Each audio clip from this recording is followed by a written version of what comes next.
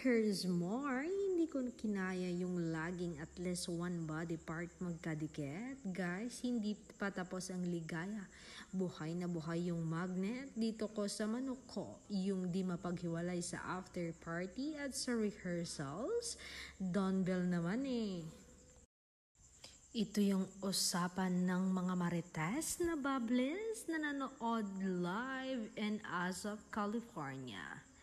Grabe, di mapaghiwalay. Haha, bakit dyan sa after party? Yeah, parang may magnet yung dalawa eh. Kahit kahapon sa rehearsals and also kanina.